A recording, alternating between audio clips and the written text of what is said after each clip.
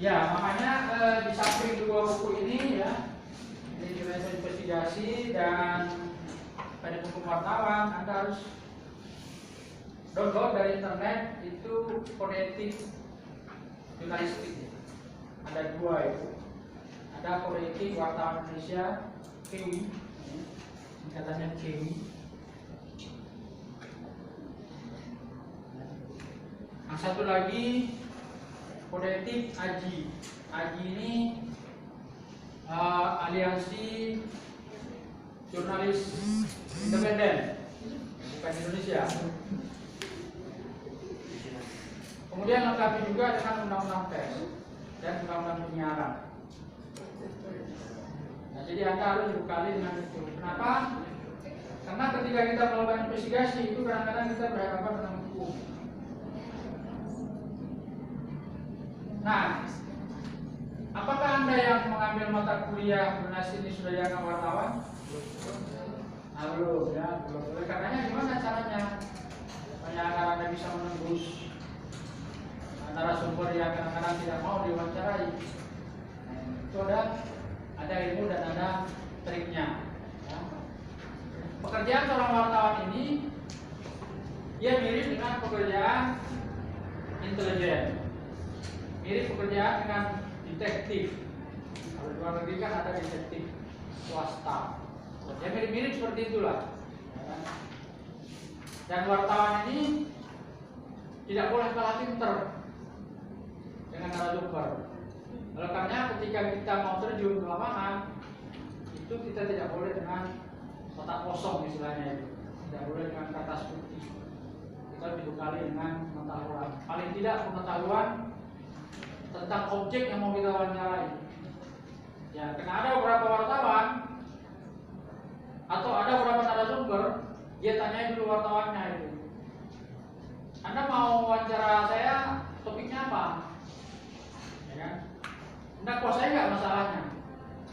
Malah dia nanya dulu itu. Kalau nggak kuasai, pulang saja. Nah, itu kan kalau pulang wartawan tuh aib gitu ya. Pulang dipermalukan seperti itu. Oleh karenanya kita harus bekali ya, dengan pengetahuan. Jadi wartawan itu pinter, tidak boleh wartawan asal-asalan. Nah, kadang-kadang wartawan sekarang ini kalau kita lihat, ya, terutama wartawan-wartawan yang suka live di TV, kadang-kadang ditanyakan itu bukan fakta, tapi asumsi-asumsi. Ada orang kecelakaan seperti kemarin ini, korban bunuh diri dia, SMP, dan korban di Ponorogo ada tiga orang siswa yang tenggelam di sungai itu merayakan ulang tahun gitu ya. Yang ditanyakan apa? Firasat orang tuanya. Ada firasat nggak sebelumnya itu? Itu bukan pertanyaan wartawan itu. Itu pertanyaan dukun. Ya kan? Jangan itu yang ditanyakan. Tapi kita tanyakan betul-betul fakta. Nah, kalian sudah dibekali kemarin dengan nonton film kewartawanan, Kill. Bagaimana Anda melihat mereka mencari berita di lapangan? Berita yang betul-betul real berita dan fakta gitu ya. Sampai mempertaruhkan nyawa, mempertaruhkan segala galanya gitu. Itu sampai. Dia harus sampai ke pusat beritanya gitu. Tidak boleh hanya katanya dan katanya. Tidak boleh hanya kila wakila. Tidak boleh begitu. Wartawan tidak valid. Dan seorang wartawan itu sebelum beritanya naik harus set and recheck,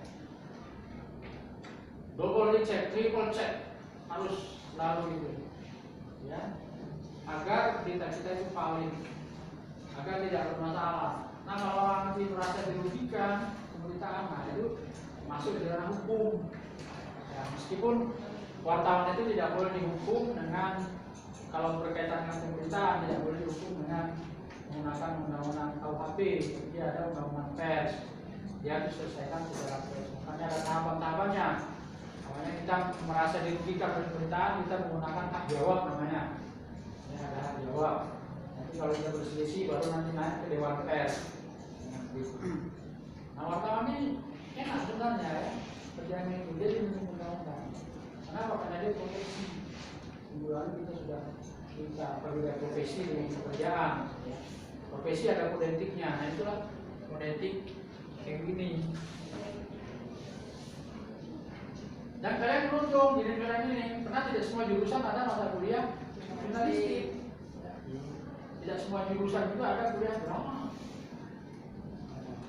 Orang yang drama ini orang cerdas loh. Kalau tidak cerdas dia tidak bisa ngapal dialog sedikit panjangnya.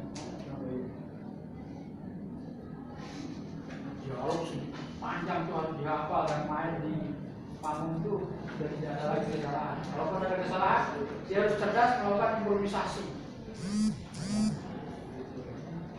Nah, jadi dua mata kuliah yang saya pegang itu memerlukan orang-orang yang cerdas, dramaturgi dan jurnalistik. Nah, saya ingin cerita pengalaman saya ketika menjadi jurnalis, ya, ketika menjadi jurnalis. Ya. Saya masuk di sini bukan karena saya pernah kuliah jurnalistik, nggak pernah saya kuliah. Saya dipaksa keadaan, kita di awal kita bertemu. Boleh bilang insiden. Karena waktu itu ya hanya satu-satunya dengan menjadi wartawan baru saya agak pede dan agak terlindungi secara hukum dalam bekerja. Nah, ada kasus yang membuat saya menjadi wartawan. Kasusnya apa? Saya sudah cerita ya bahwa di utara Pulau Bintan itu akan diganti rugi tanahnya, akan dijadikan proyek wisata bahari, wisata pantai yang akan menyanyi Bali. Teman-temannya akan menyanyi Bali. Kalau Bali bagian timur atau Indonesia bagian tengah, ini pariwisata Indonesia bagian barat, itu di Pulau Bintan. Nah, ada 29.000 hektar tanah yang mau dibebaskan. Berjarak 5 kilo dari garis pantai ke darat. Siapa pengusahanya? Ada pengusahanya. Ya. Sekarang sudah eksis di sana dan pariwisata itu sudah jadi. Kalau anak Bintang, main-mainlah ke Langoy namanya. Langoy. Pernah kan viral itu ya, harga nasi goreng di sana 350.000 per piring. Per piring. Ya. Ya tapi wajar lah, karena itu hotel yang berbintang itu ada wisatawannya ya dari luar negeri gitu kan, rata-rata dari Singapura. Dan ferry dari Singapura itu langsung ke situ, dia tidak lewat Tanjung Pinang lagi, tidak lewat Tanjung Pinang, tidak lewat Batam, dia langsung ke ferry di mendarat di di Lantai. Memang di sana cantik alamnya ya, pantainya bagus. Nah, kalah Bali. Iya, kalah Bali di sana itu. Kalau musim selatan, musim tidak ada ombak. Tapi kalau ada ombak, ya lumayan kotor di sana itu ya. Nah, karena dia terbuka di Laut Cina Selatan, gitu ya, tidak ada halangan. Oh pernah ke sana? Dekat rumah itu. Oh di mana? Dekat lah. Nah, saya di Medan, teman. Oh di Medan, ya biasa lah orang Medan ke Batam ya. Ya, terus bilang Medan. Nah, kembali ke situ. Nah, ketika saya sudah menjadi wartawan, maka saya mulai menyelidiki kasus ini. Pertama, untuk kepentingan saya, karena di dalam kawasan ini ada tanah orang tua saya yang itu sekarang menjadi waris ya pada kami sekeluarga gitu. Ada 24 hektar kurang lebih, dan itu kebun kelapa. Nah, masyarakat di sana bukan tidak mau diganti rugi sebenarnya, karena mereka senang diganti rugi itu kan karena di sana itu banyak lahan-lahan yang tidak produktif, sudah menjadi semak belukar. Dulunya memang mereka olah, dan kemudian tidak maksimal produksinya, gitu kan mereka biarkan saja. Nah, kalau menurut undang-undang agraria ini kan kalau tanah tidak diolah sekian puluh tahun itu kan kembali ke negara. Gitu. Nah, negara kan selama ini tidak begitu peduli juga, gitu. Biarkan aja, kecuali tanah itu sudah mau dijadikan apa gitu kan baru diambil. Nah, ketika itu ada pembebasan ganti rugi tanah ini, nah tadi tanah-tanah yang tidak jelas siapa pemiliknya, semua ada pemiliknya gitu kan, tak siapa-siapa antu belau dari mana ngaku-ngaku kan gitu. Ngaku-ngaku ini tanahnya gitu. Dan mereka senang ada ganti rugi itu. Berarti apa? Akan dapat uang cash yang berapapun itu. Tetapi harganya, nah ini dia harganya cuma Rp100 per meter persegi. Nah, lebih mahal goreng pisang, potong lebih mahal harga parkir. Ya. Rp100. Kalau segitu kan 1 hektar cuma dapat berapa kan? Meskipun tanah mereka luas, ya semati-matinya mereka punya 1 atau 2 hektar gitu kan tanah. Ya. Kalau di Jogja tanah 1 hektar, lumayan kan? Apalagi di Jakarta daerah Kuningan ya. Jakarta daerah Kuningan itu harga tanah berapa 1 hektar? Ada sampai 100 juta. 100 juta rupiah. Cuma 1 meter persegi loh. Hanya untuk WC-nya pasti berapa? Nah, jadi harga tanah itu lihat lokasinya juga. Nah, saya menyelidiki ini kenapa bisa diputuskan Rp100. Akhirnya ketika saya sudah jadi wartawan, saya mulai menyelidiki ini. Saya tanyain masyarakat segala macam. Rupanya mereka memang pernah dikumpulkan oleh pemerintah dan pengusaha yang diwakili oleh panitia, namanya panitia pembebasan lahan. Mereka dikumpulkan. Sebenarnya dalam perkumpulan itu tidak ada musyawarah, hanya sosialisasi, hanya pemberitahuan. Lantas ditetapkan harganya segitu. Ya namanya masyarakat, dia tidak bisa bersuara. Mau bersuara pun mau kemana kan nggak bisa gitu. Nerima aja gitu. Di balik nerima mereka berundal kok Rp100 sih kan. Nah akhirnya timbullah suara-suara di masyarakat ingin melawan tidak tahu saluran. Ya. Nah itu maka dapatlah saya data ini, fakta ini dapat, data dan fakta itu dapat. Nah kemudian saya ingin tahu sebenarnya harga tanah itu berapa, harga tanah itu berapa sebenarnya. Nah dapat juga lah saya informasi bahwa harga tanah itu sebenarnya segini, Rp4.000 per meter. Ya kalau Rp4.000 itu sudah bagus lah, sudah layak lah kan gitu, ya kan? Nah pertanyaannya yang 3.900 kemana? Ya kan? Kalau hanya dibayarkan ke masyarakat Rp1. Nah kemana yang 3.900? Nah tentu saja itu sudah menguap kemana-mana. Ya ke oknum-oknum lah. Saya tidak menyebutkan siapa-siapa lemahnya, tapi ke oknum pasti. Dan itu kemudian bisa saya selidiki. Oknum. Jadi berjalannya waktu, ya, saya sudah mulai itu masuk hutan-hutan. Karena banyak juga hutan lindung yang dikuasai oleh mereka, ya kan?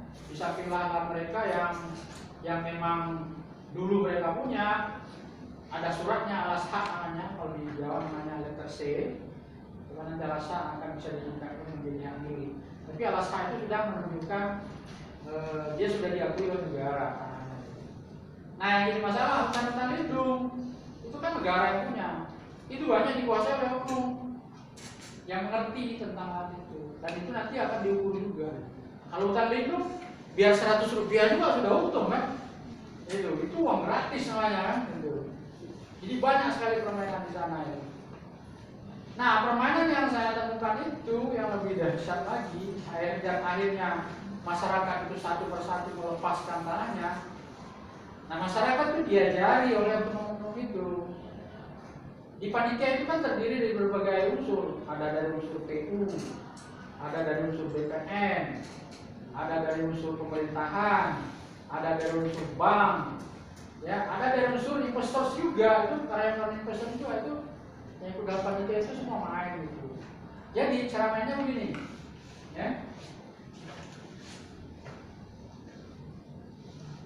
Nah, sehektar tanah itu dibagi 4. Ya. Nah, sehektar tanah ini katakanlah kita ambil persegi 4 begitu, 10.000 meter persegi ini kan 1 hektar. Ini dibagi 4. Nah, ini akan diukur 4 tahap, 4 kali. Pertama yang 1/4 hektar pertama diukur, kan? Nah ini sebelum diukur ini diminta masyarakat itu untuk menanami apa saja yang bisa ditanam di situ. tanaman-tanaman bohong-bohongan. Mulai dari tanaman-tanaman yang palija yang umurnya hanya beberapa bulan sampai ke tanaman-tanaman keras. Ya. Tanaman keras nanti bisa dibikin kebun itu kalau bukan karet jangan lapa. Kalau dalam itu ya. Kalau tanaman yang antar itu nanas, nanas. Diminta juga penghasilan nanas yang lumayan besar gitu ya. Ya. Yang lain apa? Ditanami bayam, tanami kangkung, tanami serai, tanami kunyit, tanami jahe dan sebagainya. Nanti penuh ini. Penuh itu. Nah setelah itu didiri bangunan, didirikan bangunan. Bangunan ala kadarnya. Yang kalau ditolak aja roboh gitu kan. Bangunan itu. Nah tetapi nanti seminggu sebelum diukur itu, maka panitia kan akan menghitung ini seluruh tanamannya dihitung. Dihitung di atas kertas itu kan bangunannya kemudian juga dihitung. Nah, bangunannya nanti dihitungnya ini dihitung sebagai bangunan beton yang permanen tingkat 2. Mahal tuh. Di atas kertas kan waktu itu kan belum musim viral foto-foto, jadi kita tidak tahu kan, tidak ngerti gitu. Yang penting di atas kertas perhitungannya seperti itu. Nah diukur, setelah diukur, nah dapatlah tuh kan sudah banyak harganya, bisa menongkar harga tanah 100 ini. Tetapi ini tidak dimakan sendiri kepada petani. Nah mereka bancaan panitia-panitia umum tadi itu. Begitu petani sudah dapat bayaran, nanti mereka dapat jatah semua itu. Panitia-panitia itu dapat jatah semua. Jatahnya nanti petani paling-paling dapat 2 juta. Tetapi 2 juta itu sudah besar. Zaman itu tahun 90-an itu. Ya. Kenapa? Karena harga motor Suzuki Crystal waktu itu ya. Pernah punya Suzuki Crystal? Motor sudah kuno sekarang gitu ya. Tahun 90-an itu yang paling anyar. Itu di toko itu sampai inden-inden gitu ya. Ya. Waktu itu harganya masih 450.000. Ya kan? Dapat 2 juta, oh kan bisa dapat 4 motor kan gitu. Nah orang kampung punya motor segitu udah bangga sekali kan, sudah orang-orang bisa nangmari kan anak-anaknya itu. Nah setelah ini selesai, oke, sudah lepas nih. Nah nanti yang lain begitu juga berurutan. Nanti kembali lagi ke sini, ukur lagi yang kedua. Sama modelnya. Bahkan modalnya lebih irit. Kenapa? Rumah yang tadi di sini dibongkar pindahkan ke sini. Begitulah permainnya. Sampai nanti ini habis. Yang ketiga, yang keempat. Habis. Jadi tanah masyarakat lama-lama lepas semua juga. Dengan keputusan seperti itu. Ya. Kalau umpamanya di sini dia dapat 2 juta, 2 juta, 2 juta, 2 juta. Dapat 8 juta. 8 juta itu ya berkisar antara 3-4 bulan gitu kan, sudah selesai itu cerita. Lumayan itu, sudah kaya itu. Kalau dia punya 1 hektar, kalau dia punya 2 hektar, 3 hektar, ya. Jadi harga ini bisa terlampaui 100 ini. Kalau sudah begitu, mau dicegah masyarakat? Ya bisa. Makanya saya diminta oleh camat-camat itu, Pak Mustari, Bapak boleh tidak mau diukur tanahnya, tapi jangan halangi orang lain. Nah, gitu. Tidak bisa lagi dihalangi masyarakat. Maka timbullah kemudian cerita-cerita ironi di sana. Ironi itu, namanya ada seorang perantau dari Jawa, dia sudah lama di sana, puluhan tahun dan punya tanahnya luas. Ya. Dia dapat 1 M. Tahun 90 dapat 1 M. Kaya tenang gitu ya. Apa yang dia lakukan? Dia tidak percaya kalau uang itu ada, karena dia hanya dapat buku BRI dia. Ternyata tertulis itu 21 nolnya 9. Nah, pengen lihat uang itu. Maka dia minta petugas bank itu membawa uangnya itu ke rumahnya, semuanya bawa gitu kan. Dia pengen tidur di atas uang. Digelar itu uang, taruh tikar dalam kasur, malam itu dia tidur di situ. Besoknya baru dibawa lagi ke bank. Waktu itu Bintan masih aman, belum banyak perampok. Karena waktu itu kan orang Bintan masih miskin. Jadi bawa uang itu ke kota kita itu sampai puluhan juta masih aman. Kalau sekarang yang coba-coba, pulang-pulang tinggal arwah itu nanti. Iya, iya. Itu yang terjadi.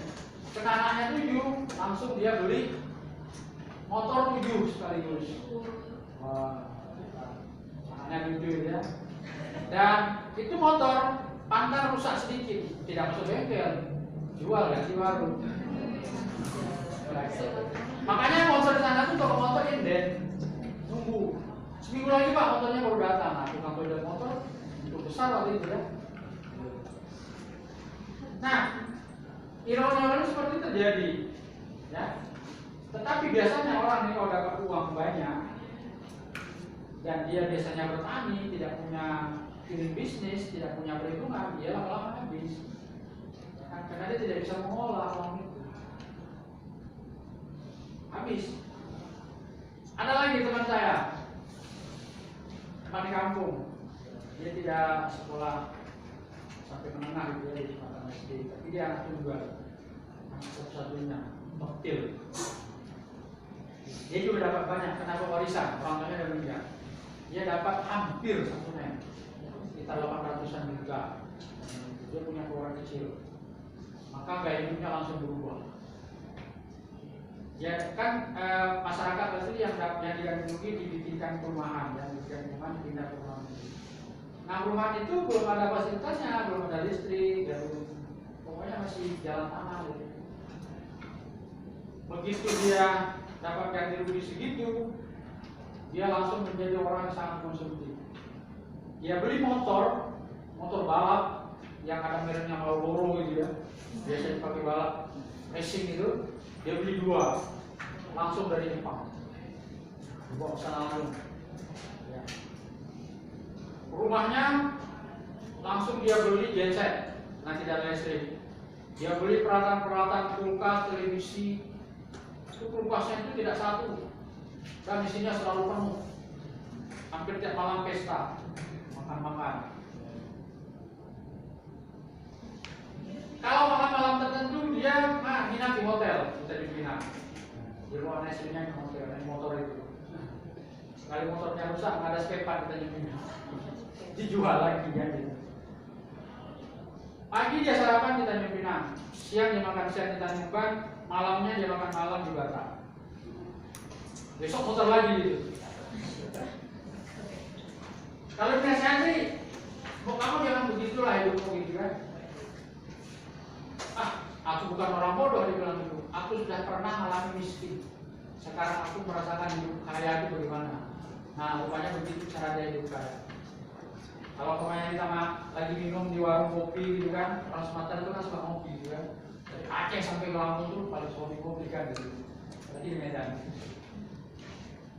Kalau kita ngopi di warung kopi dia datang, wah dia langsung lihat gitu kan.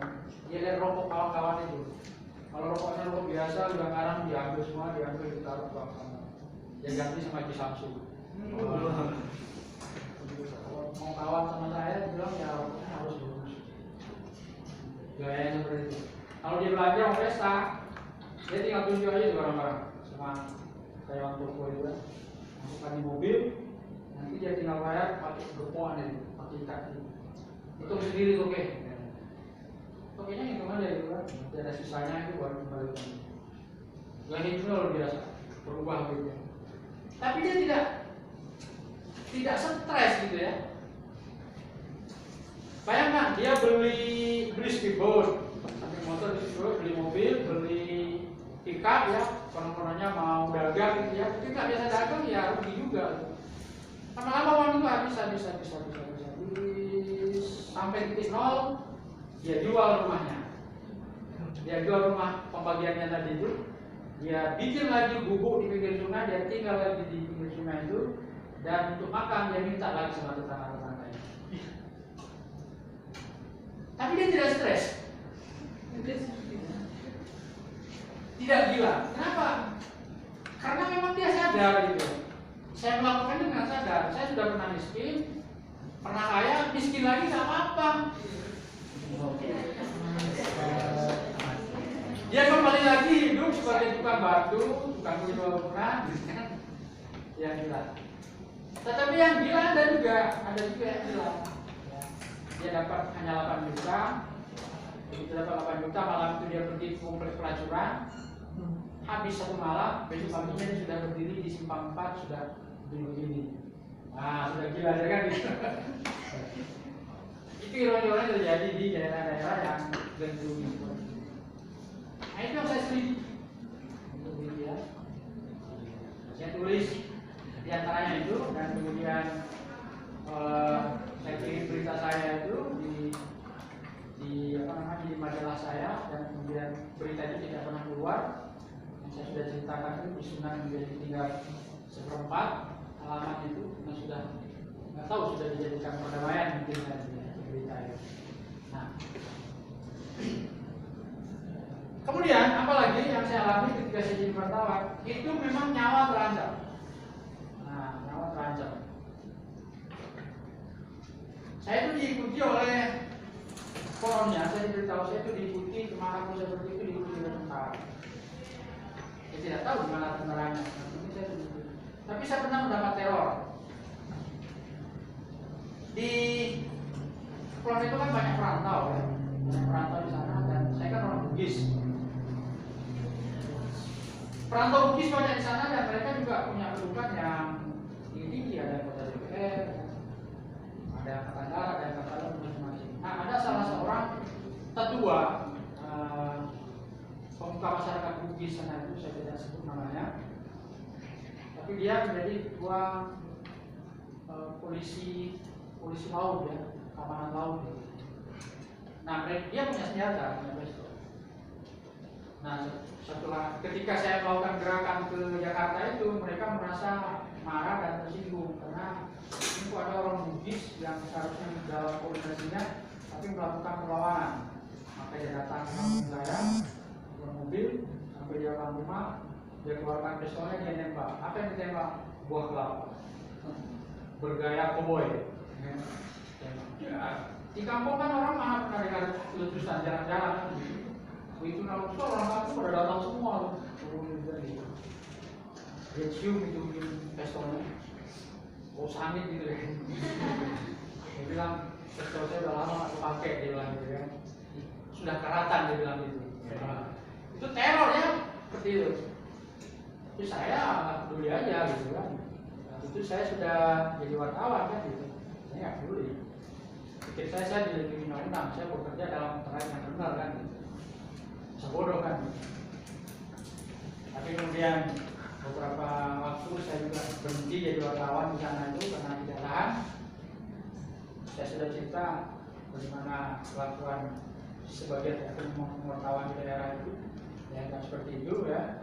Karena wartawan ini kan ditakuti, terutama orang-orang yang punya kesalahan. Jangan mendekat, jangan diketahui wartawan. Nah, meski ada wartawan yang punya idealisme, ada juga yang mau disogok. Dua-duanya berbahaya kalau Anda punya kesalahan. Kalau ketemu dengan wartawan yang jujur, Anda pasti diberitakan. Nah, enak kan? Kalau ketemu wartawan yang suka malak, kerugian Anda dua, Anda dipalak, Anda ditulis juga gitu. Jadi jangan pernah berurusan dengan wartawan kalau Anda punya kesalahan. Nah, kemudian saya katakan tadi, wartawan tidak boleh kosong, tidak boleh bodoh, harus cerdas. Kenapa? Karena tidak semua narasumber itu mau diwawancarai, mau terbuka. Tidak semua, apalagi itu kalau menyangkut air, pasti tidak mau. Kalau pepatahnya itu tidak ada penjual garam yang mau meletakkan garamnya di tengah hujan, pasti cair ya, pasti rugi. Pepatahnya seperti ini. Maka kita harus cerdas. Wawancara itu bisa kita lakukan dengan face to face, tatap muka. Itu yang lebih bagus. Ya. Itu yang lebih bagus. Kenapa? Karena kita bisa membaca gestur ya, lawan kita wawancara itu. Kita bisa lihat sorot matanya, kita bisa lihat gerak tubuhnya, bahasa-bahasa tubuhnya, body language-nya, apakah dia berbohong atau jujur, itu bisa lihat. Makanya itu lebih bagus wawancara dengan langsung gitu ya. Tetapi ada juga wartawan yang ada juga narasumber yang tidak mau diwawancara langsung. Maka kita pakai jalan wawancara apa? By phone, bisa.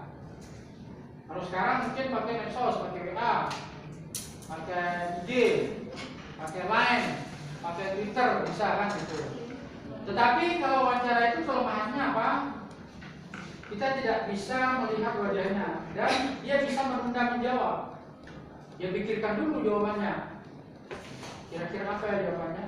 Kita tanya pagi, mungkin malam dia baru jawab. Nah, ya, itu kelemahannya itu. Ya.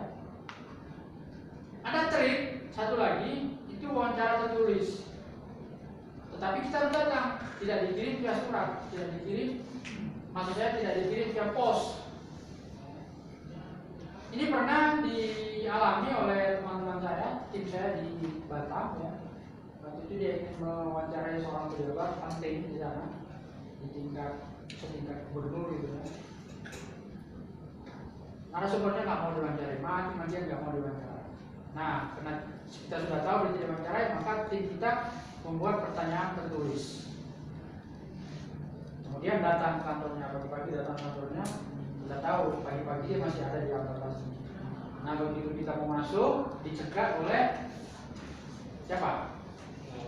Ajudannya dan satpam biasanya gitu. Bapak dari mana? Kami dari pers. Wartawan apa? Sebutkan. Kita sebutkan kami dari pers sendiri. Sudah punya appointment? Sudah punya janji? Belum. Kalau belum nggak bisa masuk Pak. Bapak nggak mau nerima orang tidak punya janji. Enggak, kami mau sebentar aja. Sebentar aja bilang itu. Biasanya kan wartawan juga tidak perlu pakai janjian kan, itu bisa juga. Nah bisa Pak, Bapak nggak mau terima. Apalagi dia tahu dengan media yang dibawa, yang dibawa itu dia tahu. Kan kita tidak bilang nakal. Pak, bilang sama Bapak di dalam, kami butuh 1 menit. Tidak lebih dari itu, 1 menit. Baik Pak, siap. Dia masuk, dicipta sama pimpinannya. Ini wartawannya Pak, tidak mau pergi nih kalau belum wawancara. Dia minta 1 menit aja. Akhirnya ngalah, pimpinannya ngalah. Oke, Bapak boleh masuk, tapi 1 menit aja ya, yang lebih. Siap, tidak lebih dari 1 menit. Maka masuklah tim. Begitu masuk, tetap diperingatkan kalau pimpinannya itu. 1 menit ya, oke Pak, 1 menit. Sekarang kita manfaatkan 1 menit ini dengan Bapak menjawab pertanyaan kami yang sudah tertulis ini. Nanti kita berikan. Sudah oke, dia buka, dia lihat, dia baca. Wah, pertanyaannya ini tidak bisa dijawab hanya 1 menit. Akhirnya silakan duduk. Nah, dia silakan duduk. Akhirnya bisa wawancara sampai 2 jam. Nah, itu trik. Kenapa? Setelah dia lihat pertanyaannya, ya, pertanyaan betul-betul, pertanyaan menohok, ini tidak bisa tidak dijawab hari ini juga. Maka dia batalkan semua acaranya yang lain. Dia melayani wartawan itu, teman-teman kita itu selama 2 jam. Puas sudah kan? Nah itu trik. Jadi makanya wartawan itu harus cerdas, cari cara-cara. Anda nanti akan ketemu kasus seperti itu. Anda pengen wawancara rektor, wawancara pimpinan kampus, terus itu Anda bisa pakai trik seperti itu. Cuma lengkapi diri Anda dengan perangkat hukum. Anda kan belum wartawan nih, masih wartawan ecek-ecek. Ya kan? Makanya Anda harus lengkapi dengan surat pengantar bahwa Anda mahasiswa yang mengambil mata kuliah jurnalistik dan sekarang sedang melakukan tugas kuliah, mau wawancara. Di mana dapat suratnya? Ya di kampus, di fakultas. Minta di bagian itu surat pengantar. Nah, dengan itu Anda legal. Ya kan? Anda legal. Anda bisa masuk ke polisi, bisa masuk ke gubernuran, bisa masuk ke kabupaten dengan surat itu. Nanti Anda akan terima, dia dikatakan. Nah, wawancaralah. Ya. Cuma kelemahannya kalau wawancara seperti itu yang resmi itu biasanya beritanya juga cuma berita-berita formal. Anda susah untuk memperoleh apa yang dibalik berita itu. Jadi tidak bisa memperoleh sesuatu yang tersirat di balik yang tersurat. Nah, untuk memperoleh yang tersirat ini di mana? Biasanya di tempat-tempat informal, ya. Anda mungkin bisa nongkrong di angkringan, kan gitu. Anda kenalan sama orang-orang di sekitar narasumber itu, bisa tanya-tanya di sana. Nah, itu berita-berita ya. Tetapi berita itu harus dicek lagi. Anda dapat informasi nih, itu kan informal.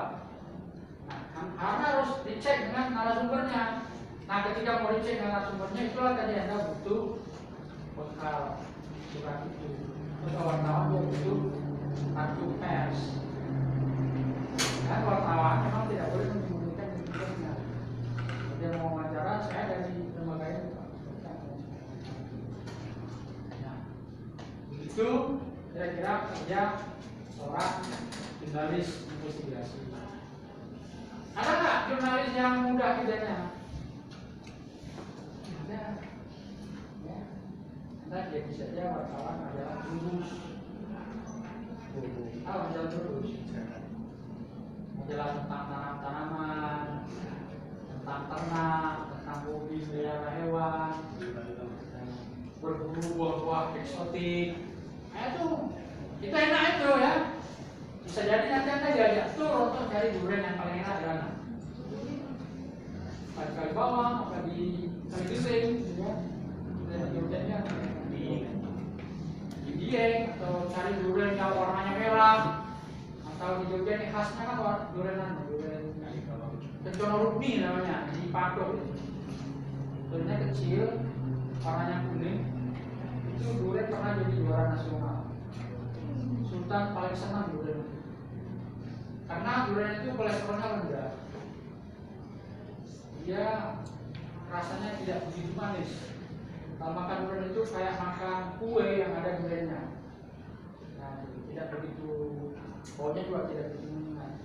Dia disukai karena dia tidak renyah, ya, dan rendah kolesterol. Makanya durian itu disenangi Sultan. Sultan biasanya kalau musim dia pasti datang. Adanya di Patok, hanya di Patok, tidak ada di tempat lain. Jalan Nusadi ada Bukit, ya, sampai di Patok belok kiri, masuk ke desa Mororo yang arah ke Gunung Api Purba. Nah, sekitar situlah penjualan durian Kencono itu. Nah, kalau Anda wartawan Trubus itu penting. Berita-berita itu penting ya. Nah, itu. Tapi kalau Anda jurnalis yang bergerak di bidang investigasi, Anda harus tipis kupingnya mendengar berita-berita kejahatan, berita-berita kriminal, atau ada kejahatan yang sepertinya bukan kejahatan dan itu cenderung untuk ditutup-tutupi. Umpamanya barusan kejadian di Sleman, ya, di Turi itu, ya, anak SMP yang susur sungai, atau makan kotor satu berapa? 10 ya sekarang. 10 ya meninggal dari itu. Nah, itu kan asalnya itu bukan kriminal asalnya.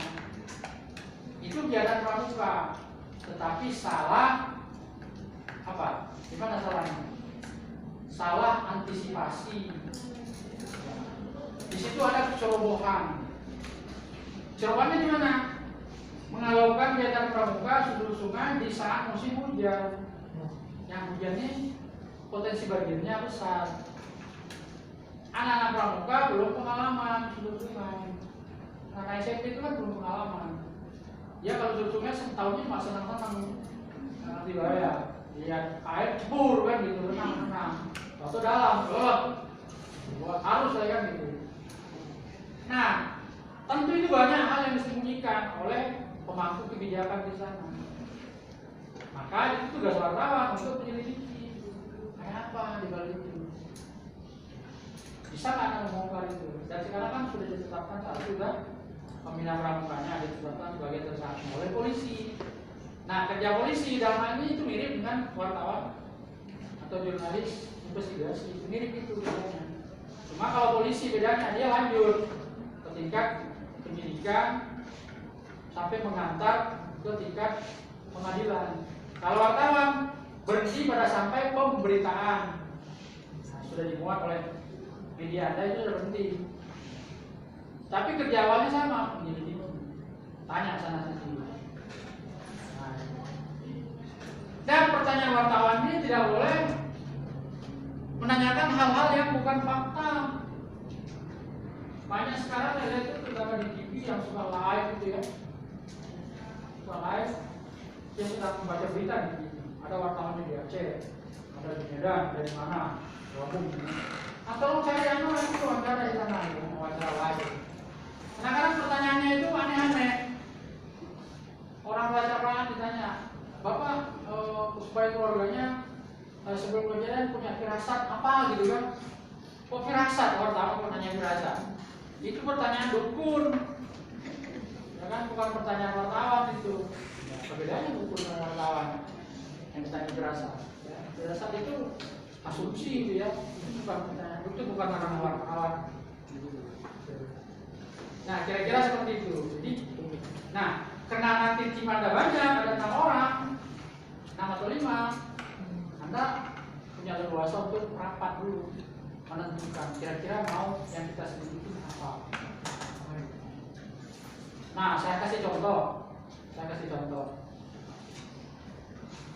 Itu kan banyak yang jual obat kuat itu loh, dan kosmetik yang mereknya katanya ada satu,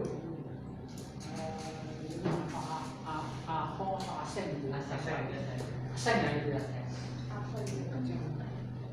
Itu isinya itu obat rata-rata ilegal, karena tidak ada BPOM-nya, tidak ada izin perindustriannya, tidak ada izin perdagangannya, apalagi izin halalnya. Ono weh, orang percaya dolongan. Ya, dan itu banyak. Tidak hanya satu di Jogja ini, hampir setiap jalan besar itu ada. Kadang-kadang 2 kan, jalan Wonosari itu ada 2. Ya, saya lihat itu. Pertanyaan besarnya itu kenapa dibiarkan oleh pihak-pihak yang berwenang terhadap obat, katakanlah BPOM. Kenapa kita tidak pernah mendengar BPOM menggerebek toko-toko itu? Saya pernah dapat produk dari sana. Waktu itu saya jualan online. Saya menjual sebuah produk untuk kebersihan organ intim perempuan. Waktu itu saya jual produk online dan ada langganan saya di Taiwan. TKW yang kerja di sana. Dia rupanya juga jualan lagi. Dia pulang sama saya, dia jualan di sana sama teman-temannya yang sama-sama TKW di sana di Taiwan. Nah, dia beli produk dengan saya. Di samping beli itu, tahu-tahu dia tanya dengan saya, ada nggak produk ini? Dia sebutkan produk ini. Seorang penjual tidak boleh mengatakan tidak ya. Seorang penjual jangan sekali mengatakan saya tidak jual, itu haram itu dalam hukum perdagangan. Ya, kalau tidak mau mati namanya nanti bakaran. Saya langsung bilang siap ada. Nanti saya carikan. Nah, oke, carikan ya seminggu. Oke Pak, gitu. Saya cari. Nah, begitu saya bilang siap, mana saya? Saya searching internet. Cari obat itu. Kamu ketemu rupanya cara jualannya pakai COD. Delivery. Cash on delivery. Nah, kan ketemulah saya. Pak obat itu seperti kotak rokok, satu slot gitu ya. Tidak sama sekali tidak ada tulisan Latin, tulisan Cina semuanya. Itu sudah pasti ilegal kan. Masuknya dari mana nggak tahu. Yang jelas saya kirim saya dapat duit. Pikiran pedagang kan begitu.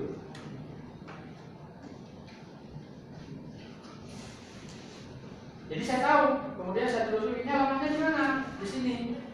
sini. Oh ternyata itu model toko-toko itu. Dan besok malamnya saya ditelepon lagi sama yang jualan itu, dia tawarin saya produk yang penting. Mau nggak Pak produk yang lain? Apa? Dia cerita bla bla bla. Ternyata banyak yang menjual sex toys. Tahu?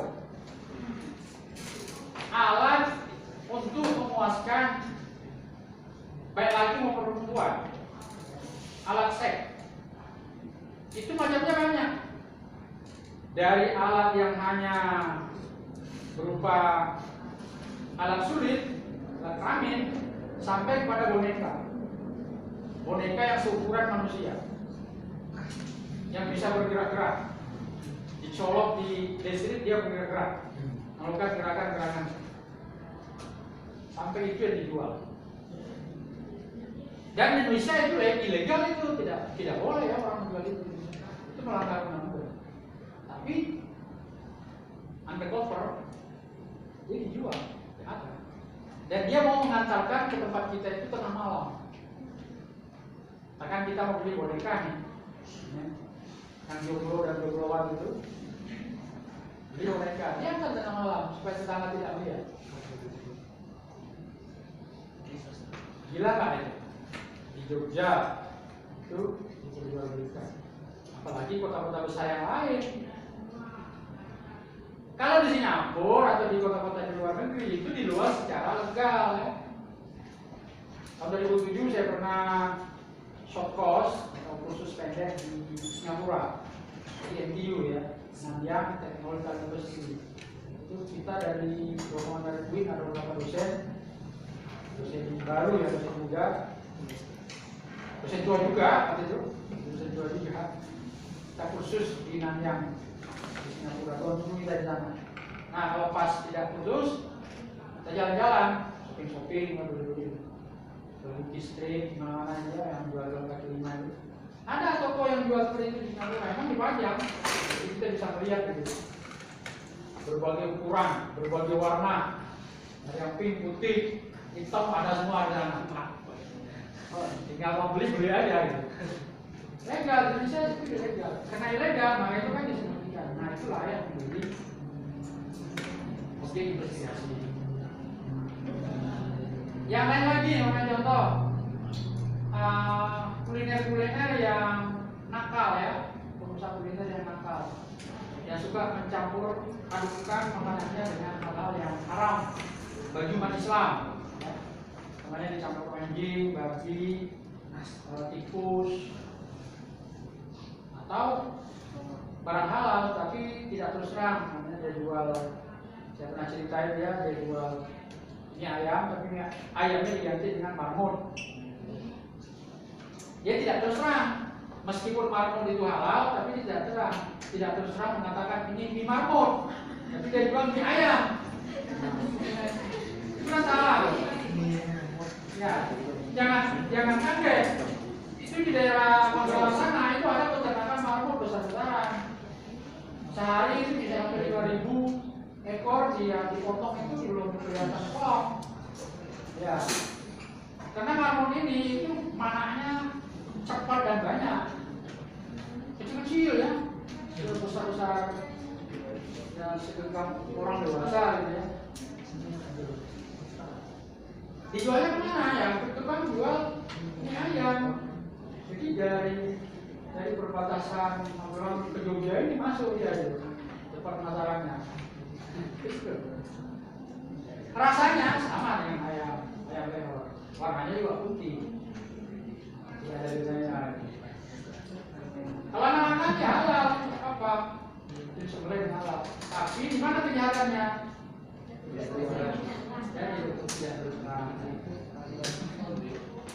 Apalagi kalau soto, bakso yang dicampur dengan lemak babi itu banyak. Karena kuah itu baru terasa paling lezat gurih itu kalau ada lemak babinya. Yang cerita siapa? Yang menjualnya. Yang cerita bukan daging babi tapi lemaknya. Baksonya mungkin bakso sapi. Itu pernah diselidiki oleh dari UGM yang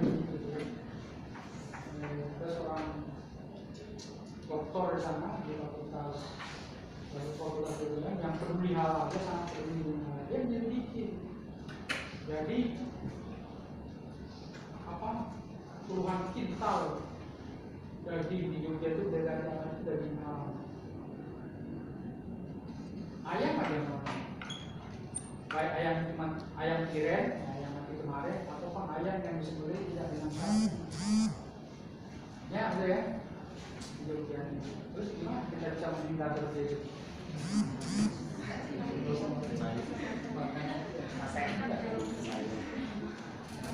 Belum lagi umpamanya makanan bakso dicampur dengan daging tikus. Ada di Jogja. Alhamdulillah saya itu ngerti tempat-tempatnya, tapi saya nggak mau cerita. Masih tahu. Kenapa? Karena saya tidak punya bukti yang kuat. Itu kan hanya hasil penyelidikan mahasiswa yang sudah di kelas. Nah, kalau kita sebarkan dan itu ternyata bukan, jatuhnya kan fitnah. Tapi karena saya ngerti tempat-tempatnya, maka saya menghindari di situ. Saya tidak akan pernah makan. Nah, kemudian penggilingan daging bakso itu banyak penggilingan itu yang menerima daging apa saja. Daging babi oke, daging sapi dia giling juga, daging ayam dia giling juga. Itu pernah diselidiki mahasiswa juga. Tahu juga saya tuh di mana pasar-pasar yang ada penggilingannya itu. Kalau saya tahu Anda hubungi dengan mahasiswa yang atau pokoknya Anda ingin menyelidiki yang esek-esek itu bisa juga. Pokoknya prostitusi yang terselubung. Nah, di tingkat mahasiswa. Ayam kampus itu banyak. Ayam kampus. Saya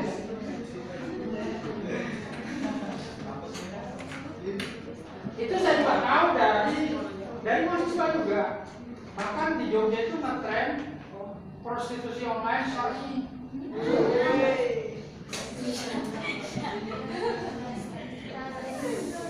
Ada yang nggak prostitusi online syar'i? Yang pakai kerudung, pakai hijab, dan mereka dinikahkan. Ada tukang nikahnya, nikah kontrak. Yang hubungan juga sama mahasiswa jurnalistik juga. Kalau nggak itu, ya itu kan akal-akalan aja kan. Itu haram, itu haram.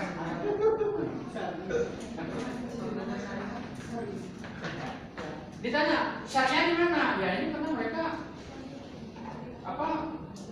putih-putihnya berhijab, itu kan pakaian syar'i. Terus sebelum mereka melakukan, mereka kita nikahkan. Siapa walinya, siapa nikahnya, siapa saksinya, semuanya nikahkan. Nah, kemudian nanti Anda melakukannya dengan tenang. Karena sudah siap.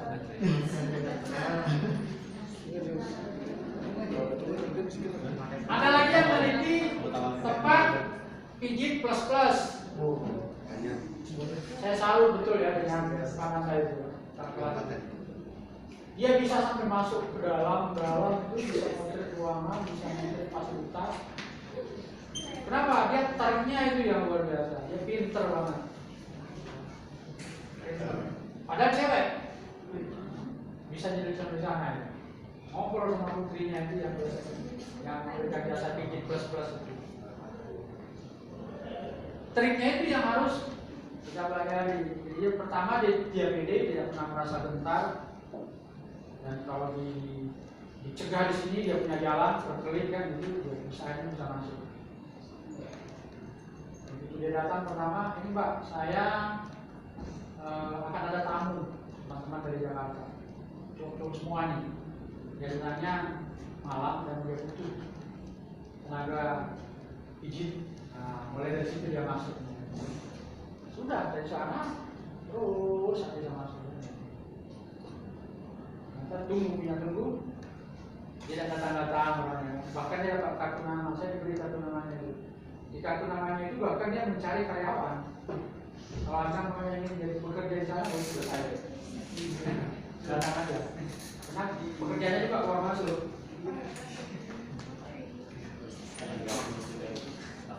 Lain lagi, kasus lain lagi, namanya ini. Mahasiswa ini kan jauh dari rantau, jauh dari kampung, merantau di Jogja. Siapa yang mengawasi di Jogja ini? Orang tua tidak ada. Cuma Allah kan? Kalau punya Allah. Kalau nggak punya, ya kan? Sementara barang itu mendesak. Jadi kalau Anda ingin menyelidiki, Anda nongkrong hari Sabtu di tempat apa? Peristirahan di Kaliurang. Sana itu. Biasanya kalau sore-sore Sabtu itu motor-motor pada naik sana itu, biasanya itu rata-rata bukan keluar Jogja. Di sana itu sudah banyak itu tempat-tempat biasanya di rumah-rumah penduduk yang menyediakan kamar mungkin 1 cuma 2 jadi masuk langsung set, motornya langsung masuk dalam rumah sudah tidak kelihatan. Mereka tinggal di sana mau sejam, mau 2 jam, short time, long time. Dan di dalam sudah disediakan juga jasa makanan ya, Indomie, makanan nasi ada semua. Harus selesai, pulang lagi. Itu kelakuan beberapa mahasiswa rantai yang ada di sini. Tahun kemarin ada juga yang nyambung menyelidiki itu, seru ceritanya. Iya, gitu ya. Jadi melakukan tugas itu lakukan dengan gembira, happy gitu ya. Nanti ini sesuatu yang baru nanti di kelas kita diskusikan itu seru gitu ya. Jadi kelakuan mahasiswa di Jogja itu macam-macam. Ada lagi umpamanya yang di pantai Parangtritis atau di Parangkusumo yang nyari-nyari pesugihan malam-malam juga. Itu wanita-wanita di warung-warung remang-remang itu juga banyak gitu. Nah, itu di sana agak vulgar, agak kasar gitu ya. Kalau manggil pelanggan itu ya nyapa itu ya agak kasar bahasanya. Banyak mas, ini sangat aneh gitu.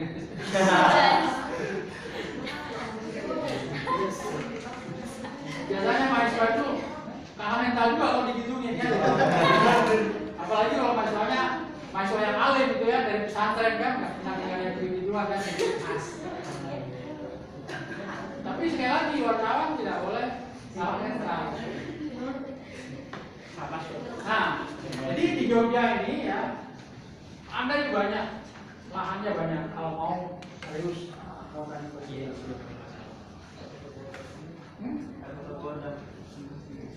Ya jangan tergoda lah. Naik dulu.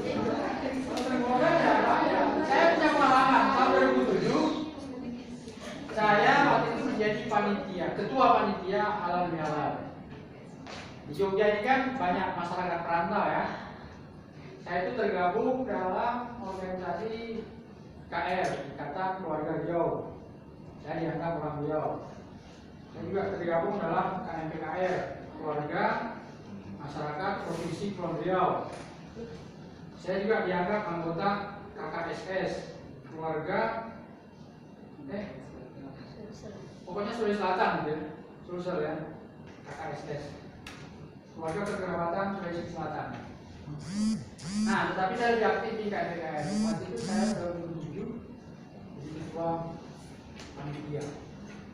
Acaranya di Hotel Hyatt di bintang 5. Karena saya ketua panitia, maka saya beri fasilitas mobil sewa dengan sopir sewaan juga. Nah, selama disopiri sama Bang Udin namanya, itu orang Palembang, mobilnya plat hitam. Banyak ngobrol saya dia banyak memberikan rahasia. Ternyata dia sering melayani orang-orang penting dari luar Jawa, di daerah lah, dari Jakarta selama juga. Dia orang daerah tuh kalau datang Jogja dengan orang susah Jogja itu biasa minta dilayani di luar tugasnya. Biasanya minta kalau bukan narkoba ya perempuan. Dua itu. Dan ini punya channel-channelnya. Kalau minta narkoba dia punya channelnya. Dia tinggal suruh aja orang yang di sana. Di bawahnya ada beli sini kan gitu. Kalau dia butuh set, nah dia punya putri-putrinya gitu. Tapi itu HP-nya masih HP jadul, masih HP SMS dan telepon, belum ada yang bisa itu, belum ada Android. Di HP itu belum dengan nama-nama mahasiswa, ternyata ayam kampus semua ini. Dan dia bisa pre-order kalau dia punya penumpang, ya, dan ada putrinya butuh, tinggal ditawar dia. Mau nggak? Kalau mau, diantar terjadi transaksi, kita dapat fee. Ya. Istilahnya bisnis nanti. Nah, waktu itu saya sering dengar dia ngobrol itu dengan putri-putrinya gitu ya. Dibesarkan apa namanya suaranya gitu. Kenalan gitu. Pak, tolong deh Pak, ini sudah 2 minggu nih gak ada kerjaan, dibilang gitu. Ada job nggak? Gitu. Kalau dibilang job ya berarti berlangganan. Wah, sorry Pak, dibilang kayaknya minggu-minggu ini saya nggak ada ya, dibilang ada job ini. Ada penumpang bilang gitu. Saya sudah di booking. Tapi penumpang saya ini kayaknya nih nggak bisa ya Pak, dia dosen UI dibilang gitu. Saya bilang, Pak, bilang dia bisa gitu. Saya bilang dia, jangan Pak, dibilang itu. Dapat perkara lagi bilang. Kebetulan istri saya ada di samping saya kan, saya berani. Tapi begitulah kehidupan. Dan saya tanya, itu mahasiswanya orang anak-anak aja itu. Ada dari UIN nggak Pak? Nggak ada Pak, dibilang alhamdulillah. Nggak ada dari UIN. Kalau ada dari saya pikir lagi. Fakultas apa Pak? Ada kan gitu Pak. Awal kan itu. Untung dia menyebutkan sebuah universitas swasta di Jogja ini yang swasta yang sangat terkenal gitu kan. Nggak usah saya sebutkan universitasnya, yang lain positif. Kalau mau cari anda sendiri, cari sendiri gitu kan. Itu tugas anda di lapangan, cari langsung tertarik. Nah, mulai dari sekarang, ya. Ada iklan nomor HP hubungi, terlambat bulan hubungi ini kan gitu. Itu ujungnya prostitusi, bukan prostitusi, ujungnya aborsi ilegal gitu. Ya, itu juga kejahatan. Kemudian ada lagi namanya, Anda lihat iklan menyediakan jasa konsultasi skripsi, tesis, disertasi, semua jurusan. Anda coba aja sedikit. Itu ujungnya apa? Itu jasa membuat skripsi. Kejahatan nggak itu? Kejahatan itu ya tadinya gitu ya. Di banyak pelanggannya? Banyak. Mungkin ya ada saya tidak tahu. Plagiasi itu aja kan kejahatan. Itu ya bisa jadi objek. Nah, sudah banyak tuh. Yang bisa ambilkan sehingga sekarang kelompok Anda itu mulai mikirkan kita mau topik apa nih. Syaratnya itu Anda harus kuping tipis mendengar informasi, pasang kuping di mana-mana. Kalau di UIN ini ya paling kejahatannya kalau berkaitan dengan seks itu paling kebebasan seks di UIN itu ya mungkin ada. Karena pernah pada tahun 2012 atau gitu ya ada tulisan di Kompasiana itu judulnya 75% mahasiswa UIN sudah tidak perawan.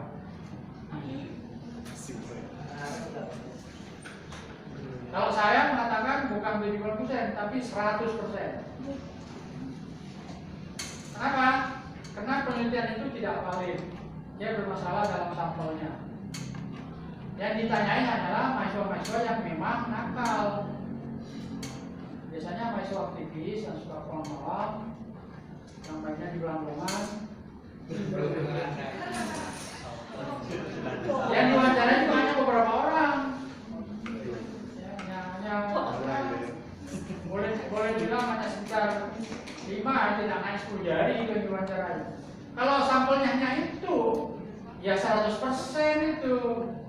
Dia tidak mewawancarai mahasiswa yang baik-baik, ya kan? Mahasiswa yang hafal Quran, dia tidak wawancarai itu. Oh, dia bisa memutuskan 70% dari mana kan? Makanya waktu itu UIN sampaikan aja penelitian itu. UIN juga tidak menuntut, bukan penelitian yang mencari sensasi ya. Nah kalau UIN paling ya seperti itu.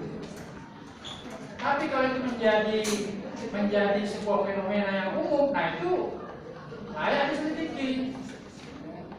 Umpamanya kok ada mahasiswa UIN yang beberapa mahasiswa menyajikan tidak hanya satu yang tiap malam minggu ke Sarkem. Nah itu layak diselidiki. Kenapa? Ada apa? Kok hobinya ke Sarkem? Itu layak diselidiki. Tapi kalau hanya 1-2 orang, nah itu penyakit. Dan itu tidak berdampak luas. Kalau hanya 1 atau 2 orang. Tapi kalau sudah 10, 20 dan itu sudah menjadi kebiasaan, nah itu punya dampak. Nah salah satu kriteria